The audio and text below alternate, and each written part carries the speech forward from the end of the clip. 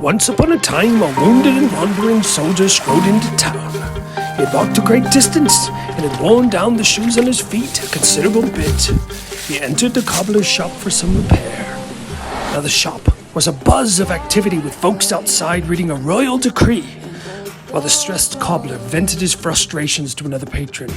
That's 12 pairs, 12 royal pairs every morning for the past 3 weeks. That's 252 replacements. Who on earth keeps going through shoes this fast?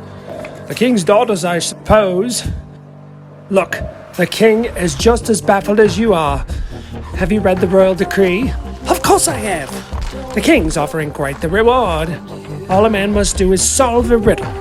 Every night, the king locks his 12 beautiful troublemaking daughters in a large room.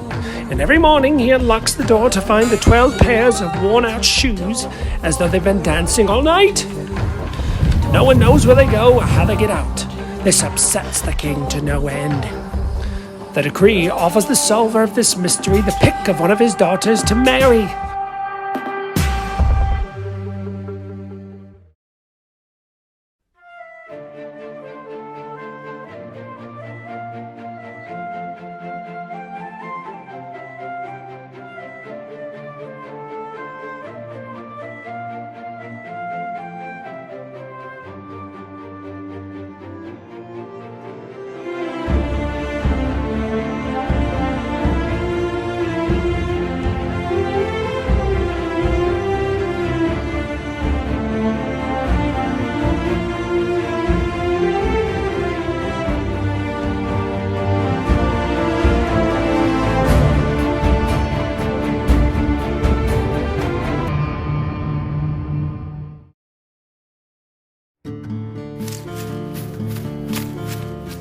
Any man willing to take on the challenge will be given 3 nights to stay at the palace. They'll be chained in the room across from the princesses and told to watch and listen for the daughters. Now the man that could solve the mystery for the king would be greatly rewarded.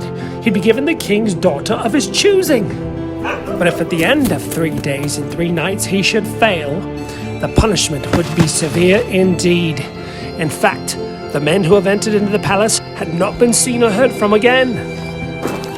After having his shoes repaired, the soldier stepped out to read the king's summons. An old woman sat by, begging, so the soldier gave her 3 coins. Going to try your hand at the king's mystery, are you? I'd given it some thought. Well, this will surely help. Wear it, and you'll disappear like a morning fog. He pulled it over his shoulders and faded into vanishment. And one more thing, she whispered. Avoid the wine. The soldier arrives at the castle and is well received by the king, who provides him with a fine robe and a fine meal. The oldest daughter brings him a glass of wine spiked with a sleeping potion, which he secretly poured out. When evening falls, the king leads the soldier to the chambers where he pretends to be asleep. The princesses tiptoe into the men's chambers to make sure the sleeping potion has done the trick. Then they walk to their bed and reveal a trapdoor. The soldier grabs his cloak and quickly follows.